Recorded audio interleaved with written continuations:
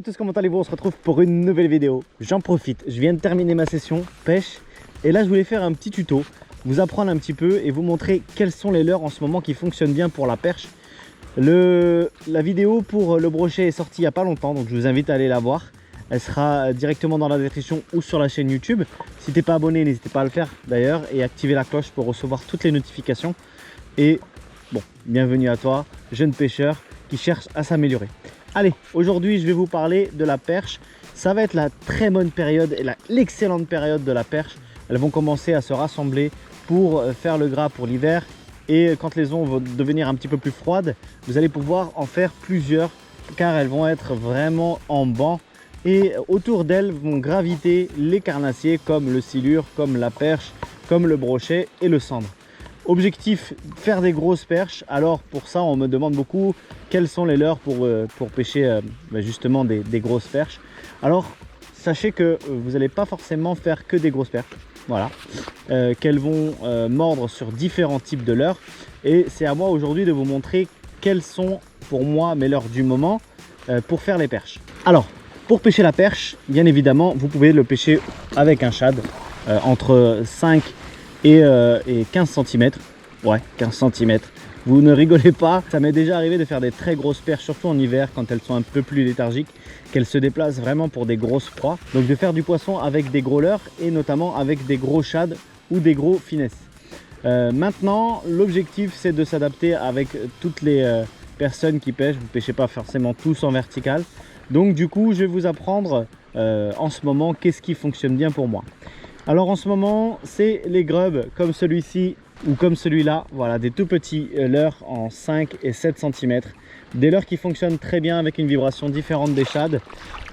Ça va vraiment imiter un alevin qui va se déplacer ou alors tomber légèrement au fond. Voilà. Au niveau des animations, soit vous pêchez en cranking, donc en linéaire classique, d'accord, ou soit vous pêchez en dents de scie. C'est ce que j'aime bien moi faire pour la perche, c'est de pêcher en dents de scie, c'est-à-dire que vous allez lancer, vous allez attendre que ça touche le fond, vous allez faire 2-3 coups de manivelle et vous allez attendre que ça touche le fond. Le truc c'est de bien rester en contact avec son leurre, donc c'est à dire que la bannière ne doit pas trop être détendue ni à droite ni à gauche. Donc quand vous avez du vent, à vous de augmenter la plombée pour bien sentir et bien animer votre leurre. Voilà, donc l'animation est très importante parce que c'est vrai que certaines fois les perches sont assez tatillonnes et elles ne répondent qu'à une certaine animation. Donc c'est très important de varier déjà dans un premier temps, de chercher ce qu'elles veulent et ensuite d'essayer justement de leurrer les poissons et de faire des grosses perches. Voilà. Donc ça, ce genre de leurre, c'est une tuerie pour la perche, un petit grub avec des vibrations totalement différentes du shad. Je pense que ça peut être pas mal. Ici c'est le Sick Curl que j'utilise, voilà. Ici c'est le petit Abu Garcia Schwarzanker perche. Vous l'avez déjà vu dans plusieurs vidéos, il a même fait un silure d'ailleurs, truc de ouf. Mais bon, c'est comme ça, ça prend du poisson. Au niveau des couleurs, ah ça c'est une très bonne question. Les couleurs plutôt naturelles, flashy, ça dépend de votre eau. Ici par exemple, nous sommes dans une eau assez translucide, assez transparente. Donc il est important de pêcher avec une couleur assez naturelle. Le matin quand il fait assez nuit, pêcher avec des leurres assez flashy, ça peut être vraiment bien. Mais dans la journée, n'hésitez pas à pêcher vraiment naturel, comme cette petite couleur là, brown, un peu marron, ou alors une couleur un peu gardon, argenté, ou alors une couleur un peu grise. Voilà. Donc ça c'est le premier leurre qui pour moi doit être très important à utiliser, ce sont les grubs.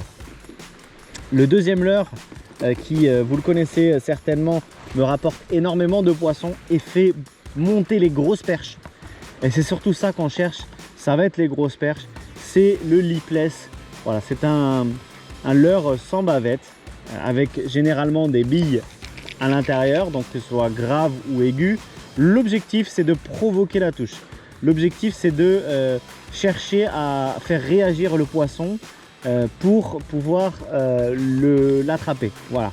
Donc les billes vont être très importantes, mais l'animation aussi va être très importante parce que vous pouvez l'utiliser de différentes façons, soit en cranking, donc il va s'animer comme ça, il va faire vibrer ses billes, soit en dents de scie. Alors comme tout à l'heure je vous expliquais que le dents de scie ça va être 3 coups de manivelle et on va redescendre. Cette fois-ci on va faire une nage beaucoup plus saccadée, beaucoup plus virulente. On va vraiment tirer sur le lipless pour qu'il vibre et après qu'il descende. Alors la petite spécificité par exemple de ce Warpig ou des autres lipless certainement, c'est qu'il a un corps assez large. Donc quand il va descendre, il va se mettre sur le flanc et il va papillonner comme une feuille morte. Et ça, je prends énormément de poissons à la descente sur ce genre de leurre. Alors au niveau de la couleur, je vous conseille quelque chose d'assez flashy quand même, parce que là on ne cherche pas à imiter un poisson comme un grub qui va être vraiment dans l'imitation. Là on va vraiment essayer de provoquer, donc souvent les couleurs assez vives sont recommandées, même si vous pouvez pêcher avec un coloris perche ou un coloris gardon, ça marche bien aussi. Mais généralement quand on regarde les lipless, ils ont souvent des coloris très flashy. Voilà. Au niveau de la forme, peu importe, il existe des lipless plus ou moins grands. Moi ici ça va être 7 cm, 7, 6, 5, c'est bien, 8 ça va être un peu gros, et encore, ça se trouve parfois les perches vont monter dessus, ça c'est une autre histoire. Mais en tout cas ça c'est un leurre à utiliser, que je n'utilisais pas beaucoup malheureusement, et maintenant je suis fan de ce leurre, et à chaque session je le sors, et à chaque session quasiment il me fait sortir un poisson.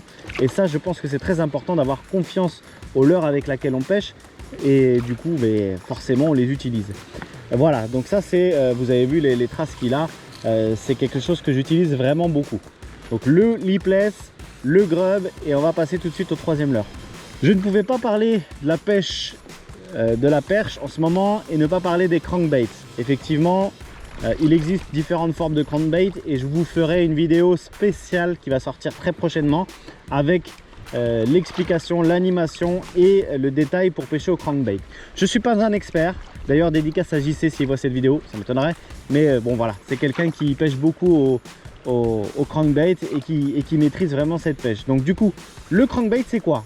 C'est tout simplement un corps trapu, généralement très fin, très court, avec une bavette plus ou moins longue. Ça, mes amis, ça va vraiment vous permettre de prendre des gros poissons. Et d'ailleurs ma première perche de 40, c'est à noter, je l'ai fait avec un petit crankbait, voilà, un tout petit de cette taille là. Et ça, je vous dis honnêtement, si vous n'avez pas ça dans votre boîte, vous avez manqué quelque chose et vous allez vous priver d'un leurre ultra efficace pour pêcher les carnassiers et notamment la perche. Alors pourquoi il fonctionne bien? Tout simplement parce qu'il a une vibration très intense. Il va déplacer de l'eau. Certains sont équipés de billes, celui-ci non. Mais l'objectif c'est d'imiter un poisson qui fuit. D'accord?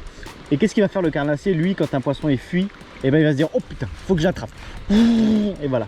Et ça va provoquer des touches. C'est très provoquant et c'est très prenant sur des poissons qui sont actifs, par exemple au niveau des chasses. Quand vous passez dans les chasses avec des cranks, généralement vous faites mouche quasiment à chaque fois. Et c'est un leurre qui va aussi se désaxer quand vous allez taper par exemple dans un obstacle.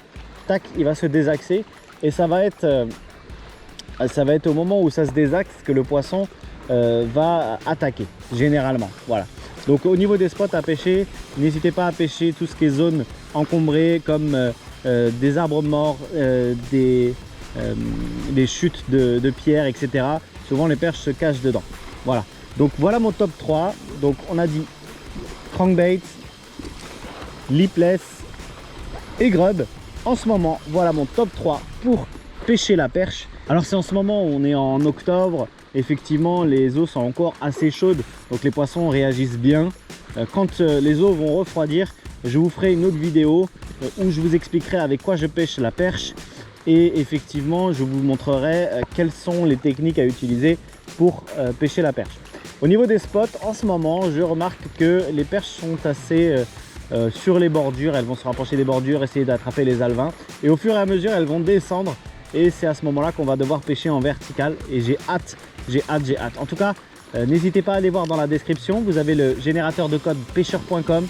ça va vous permettre d'avoir un bon de réduction de 5%. Oui, je sais, c'est pas beaucoup, mais t'inquiète pas, il y en aura d'autres, c'est déjà ça. Arrête de te plaindre. Et comme ça, vous allez pouvoir, pourquoi pas, acheter les produits que je vous ai présentés ou bien d'autres. Ça, c'est vous qui faites votre choix. Vous faites ce que vous voulez.